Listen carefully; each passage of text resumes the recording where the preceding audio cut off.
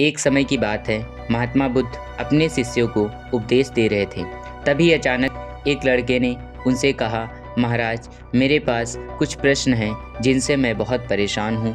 क्या आप उनका उत्तर देकर मुझे इस परेशानी से बाहर निकाल सकते हैं? बुद्ध ने मुस्कुरा कर कहा, पूछो। तभी लड़के ने उनसे कहा, काम वासना क्या है और यह हमारे लिए सही है या गलत? बुद्ध ने लड़के के प्रश्न पर उत्तर देते हुए कहा कि काम वासना एक तरह की भावना है जो सबके अंदर होती है और यह सही है, क्योंकि अगर यह नहीं होगी तो सृष्टि चलना संभव नहीं है। लड़के ने फिर से प्रश्न किया, अगर यह सही है तो समाज इसे हमेशा शक की नज़र से क्यों देखता है और हमेशा लोग इसके बारे में गलत धारणा क्यों रखते हैं? तभी बुद्ध ने उस लड़के से कहा कि अब आप ये बताओ कि मनुष्य को छोड़कर और भी सभी जीवों में काम वासना होती है या नहीं? लड़के ने कहा, होती है। तो बुद्ध ने पूछा, फिर हम उनकी काम वासना को गलत क्यों नहीं मानते? लड़के ने कहा, यह तो सृष्टि का नियम है, क्योंकि अपने वंश को आगे बढ़ाने के लिए हर जीव को इसकी आवश्यकता होती है। बुद्ध ने कहा, जीवों की काम वासना को हम सृष्टि के नियम की तरह देखते हैं, इसलिए वह हमको बुरी नहीं लगती, लेकिन मनुष्यों में यह आनंद का पात्र माना जाता है। मनुष्य अपने सुखों में इसका प्रयोग करने के बहाने दुरुपयोग करने लगता है, इसलिए मनुष्यों में यह एक अवसाद के रूप में जाना जाता है। जब मनुष्य जीवन के सारे सुखों को सिर्फ इसी में ढूंढने लगता है, तब यह गलत साबित होने लगती है और इसलिए संसार इसे गलत मानता है।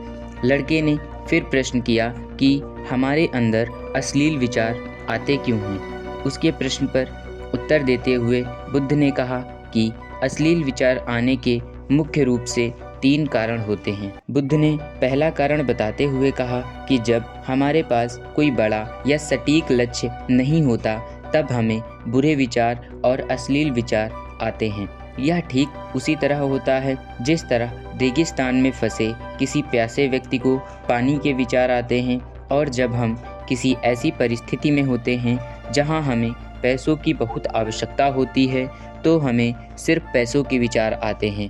उसी तरह जब हमारे पास कोई सटीक लक्ष्य होता है तो हम सिर्फ उसी लक्ष्य की तरफ आकर्षित होते हैं, परंतु इसके विपरीत जब हमारे पास कोई सटीक लक्ष्य नहीं होता है तो हम इधर उधर के विचारों में उलझे रहते हैं और उन्हीं विचारों के साथ हमारे मन में बुरे और अश्लील विचारों का भी प्रवेश हो जाता है। बुद्ध ने दूसरा कारण बताते हुए कहा कि समाज द्वारा इसे गलत बताया जाना भी इसका मुख्य कारण है। उन्होंने कहा कि हमारा मस्तिष्क कुछ ऐसी प्रवृत्ति का है कि जब हम इससे कुछ छिपाने की कोशिश करते हैं या किसी चीज़ के बारे में अधूरी जानकारी देते हैं, तो यह और भी जिज्ञासा से उसी पर विचार करता है।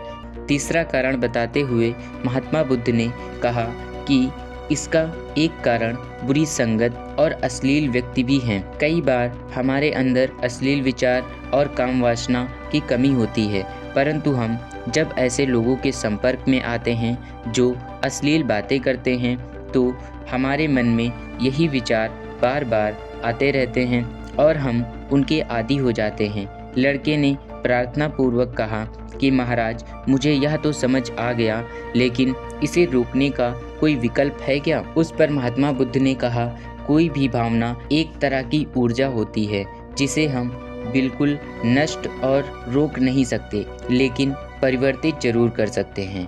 और इसे परिवर्तित करने के 2 मार्ग हैं। एक मार्ग प्रेम है।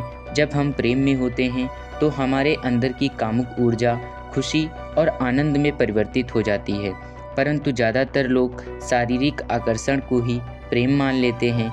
इसके परिणाम स्वरूप ऊर्जा का व्यय होता है, यह परिवर्तित नहीं होती। और दूसरा मार्ग है ध्यान। ध्यान के माध्यम से आप कामुक ऊर्जा को अपने अंदर ही रूपांतरित कर सकते हैं। यह आपको एक ऐसी ऊर्जा के रूप में मिलेगा जिससे आप बहुत ही महान व्यक्ति के रूप में उभर सकते हैं। लड़का बुद्ध के उत्तर से संतुष्ट हुआ और उन्हें प्रणाम करके चला गया।